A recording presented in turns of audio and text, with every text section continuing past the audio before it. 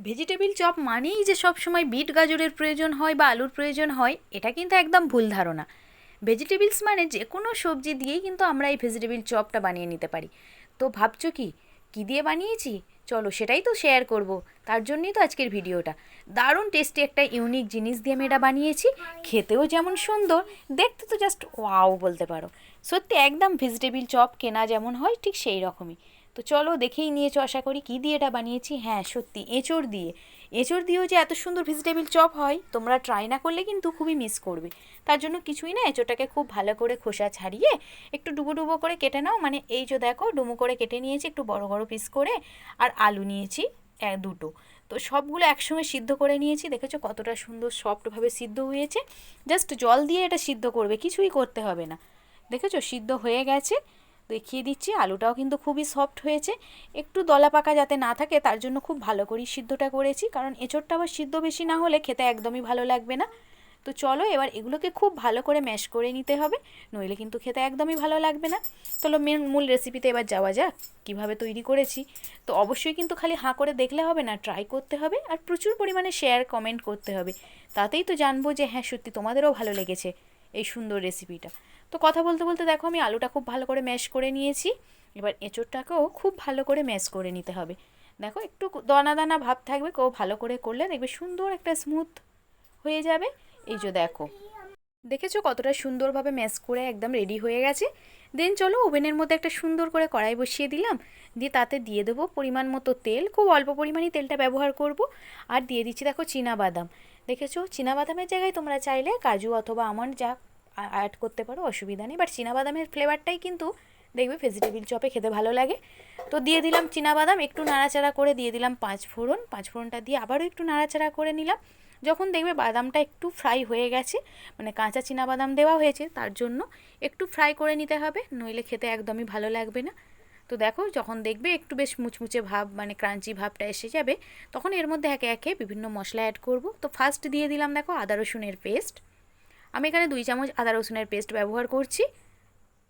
আর দিয়ে দেবো সামান্য একটু চিনি স্বাদটা ব্যালেন্স করার জন্য। দেখেছো এই যে চিনি দিলাম, দিয়ে দিলাম পরিমাণ মতো নুন। আর দিয়ে দেবো একে একে হলুদ গুঁড়ো, লঙ্কা গুঁড়ো, সবগুলোই লাগবে খুব সামান্য পরিমাণে, খুব বেশি দেবো না। দিয়ে দিলাম জিরে গুঁড়ো, সামান্য ধনে গুঁড়ো, সব দিয়ে খুব ভালো করে একটু কষিয়ে নিতে হবে। আর একটা বাড়িতে যে তৈরি করা মশলা হয়, হোমমেড মশলা একটা অ্যাড করেছি, যাতে কিন্তু একটা সুন্দর ফ্লেভার আসে। কষিয়ে নেওয়ার পর আমরা যে ম্যাশ করে রেখেছিলাম আলুটার সঙ্গে, সেটা এর মধ্যে অ্যাড করে দিলাম। আলু আর এঁচোড় দুটো একসঙ্গে ম্যাশ করে রেখেছিলাম, খুব ভালো করে দিয়ে কড়ার মধ্যে একটু নাড়াচাড়া করে দেখো এইভাবে দেখবে সুন্দর একটা রং চলে আসছে। দারুণ টেস্টি হয় এটা, আবারও বলছি। দেখেছো কালারটা, দেখেছো কতটা সুন্দর হয়েছে? দুর্দান্ত লাগছে না কালারটা দেখতে তোমাদের? দেখো এইভাবে একটু নাড়াচাড়া করে হাই ফ্লেমে একটু ফ্রাই করে নেবে, দেখবে একটা সুন্দর ফ্লেভার আসবে, সঙ্গে সুন্দর একটা কালারও আসবে। তো দেখো দেখতে পেয়েছো কতটা সুন্দর কালারটা আগে থেকে ট্রান্সফার হয়ে গেছে। দেন এটাকে প্লেট আউট করে নেব আর একটু ঠান্ডা হওয়ার জন্য অপেক্ষা করব, নইলে হাত দেওয়া তো মুশকিল, মানে শেপ দিতে কষ্ট হবে, তার জন্য বললাম প্লেট আউট করে নিয়ে একটু ঠান্ডা হওয়ার জন্য জাস্ট অপেক্ষা করো। তারপরে এটাকে বিভিন্ন রকম শেপ দিয়ে তোমরা তোমাদের মতো ইচ্ছে মতো শেপ দেবে আর এটাকে রেডি করে নেবে। তো আমি এখানে ভেজিটেবিল চপের শেপ দিয়েছি, দেখো ওভাল শেপে। তোমরা চাইলে রাউন্ড অথবা স্কোয়ার অথবা কাটলেট যেটা পছন্দ তোমাদের মতো করে নিও। তো দেখো প্লেট আউট করে নেওয়ার পর আমি এখানে বিভিন্ন রকম শেপ দিয়ে করে নিচ্ছি। আর অন্যদিকে দেখো, দেন এই যে দেখো অন্যদিকে একটা ব্যাটারও রেডি করে নিয়েছি। কর্নফ্লাওয়ার একটু সামান্য ময়দা দিয়ে সামান্য নুন দিয়ে সুন্দর একটা ব্যাটার করে নিয়েছি। চলো এবার ব্রেড ক্রামসটা রেডি করে নিই। তো ব্রেড ক্রামসটাও খুব ভালো করে ডাস্ট করে প্লেট আউট করে নিচ্ছি, দেখেছো। চলো শেপ তো দেওয়া হয়ে গেছে, এবার কোট করে নেওয়ার পালা। তার জন্য এগুলোকে ফার্স্ট দেখো কর্নফ্লাওয়ারের মধ্যে দিয়ে ব্রেড ক্রামসের মধ্যে খুব ভালো করে কোট করে নেব। তোমরা চাইলে একটু ডবল কোট করতে পারো, বাট মোটা করে ব্রেড ক্রামস করলে মানে মোটা করে কোট করলে দেখবে একটা কোটেই কমপ্লিট হয়ে যায়।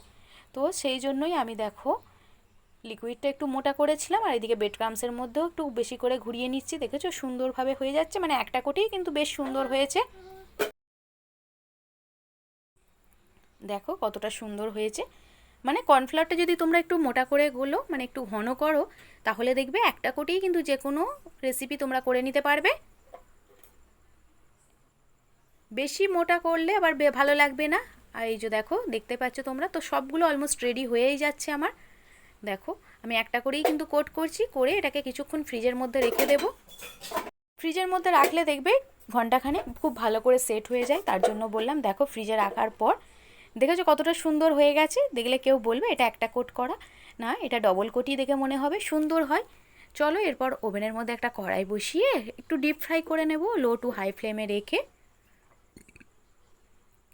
দেখো তেলটা গরম হয়ে গেছে, এরপর তেলের মধ্যে একটা একটা করে দিয়ে সুন্দর করে গোল্ডেন ফ্রাই করে নেব, গোল্ডেন কালার করে। লো টু হাই ফ্লেমে রাখবে, ফার্স্ট লো তারপর হাই দিয়ে খুব ভালো করে একটু ক্রাঞ্চি করে ফ্রাইটা করবে, তাতে দেখবে বেশ খেতে মুচমুচে হয়, ক্রাঞ্চি ভাবটা থাকে, বেশ ভালো লাগে। তো দেখো কালারটা দেখেছো আস্তে আস্তে কেমন চেঞ্জ হয়ে যাচ্ছে না, ট্রান্সফার হয়ে যাচ্ছে অনেকটাই, দেখতে পেয়েছো।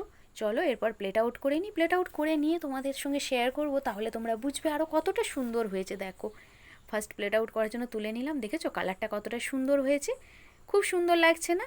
দারুণ টেস্টি হয়েছিল জানো। আবারও বলছি তোমরা যদি পারো অবশ্যই একবার হলেও ট্রাই করো, যদি গাছে থাকে অথবা বাজারে পাওয়া যাচ্ছে এঁচোড় কিনে, অবশ্যই ট্রাই করতে পারো। দেন চলো একটু সুন্দর করে ডেকোরেশন করে নিই। যে কোনো খাবার আগেই বলেছি একটু সাজিয়ে গুছিয়ে দিলে দেখবে তার স্বাদ কিন্তু দ্বিগুণ বেড়ে যায়, তাই কিনা বলো? তো তার জন্য আমি একটু সাজিয়ে গুছিয়ে দেবো যাতে তোমাদেরও দেখতে ভালো লাগে।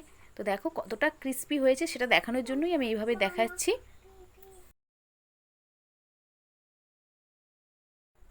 তো সুন্দর করে এবার একটু সাজিয়ে নিচ্ছি আমি, সাজিয়ে নিয়ে একটু সস অথবা মিউনিস যেটাই দিয়ে পরিবেশন করো না কেন, খেতে কিন্তু দারুণ স্বাদ। তো চলো আমি একটু সামান্য টক দই আর একটু সস দিয়ে সুন্দর করে একটু সাজিয়ে নিয়েছি, আর সামান্য একটা সঙ্গে মাঝখানে একটা দিয়েছি পুদিনা পাতা যাতে দেখতে আরও একটু কিউট হয়। তো তোমাদের কেমন লাগলো অবশ্যই কিন্তু কমেন্ট করতে ভুলো না, আর যদি পারো অবশ্যই একবার হলেও অন্তত বাড়িতে ট্রাই করে দেখো মানে জিনিসটা খেতে কেমন। এটা কিন্তু পুরানো দিনের রেসিপি বলতে পারো, আগেকার দিনে কিন্তু এই সব রেসিপিগুলো দারুণ চলতো, এখন সেভাবে তো দেখাই যায় না, তাই ভাবলাম চলো বানিয়েছি যখন তোমাদের সঙ্গে শেয়ার করি। আর দেখো একটা ভেঙে দেখাই তোমাদের কতটা সুন্দর হয়েছে, এত গরম থাকার জন্য বড়মশাই ভাঙতেও পারছে না দেখো, তবু যাই হোক চেষ্টা করেছে, এইভাবেই সে ভেঙে দিয়েছে। তো দেখতে পাচ্ছ আশা করি তোমরা ভিতরটা কতটা সুন্দর আছে, বাইরেটা যেমন ক্রিস্পি ভিতরটা কিন্তু খুবই সফট। চলো আমি একটা খেয়ে দেখাই, একটা বাইট জাস্ট দিলেই মুখের মধ্যে কিন্তু মিলিয়ে যাবে। দেখো তার জন্য আমি দিয়ে দিলাম মুখের মধ্যে, তো আমি খেতে থাকি, তোমরা অবশ্যই দেখতে থাকো, আর পারলে ট্রাই করে আমাকে কমেন্ট করো তোমাদের কেমন লাগলো আজকের এই সুন্দর রেসিপিটা। চলো বাই, আজ এই পর্যন্তই। ভালো লাগলে অবশ্যই চ্যানেলটি সাবস্ক্রাইব করবে, ফেসবুক বা ইনস্টাগ্রাম থেকে দেখে থাকলে পেজটিকে ফলো দিয়ে এগিয়ে যেতে সাহায্য করবে। Bye, take care.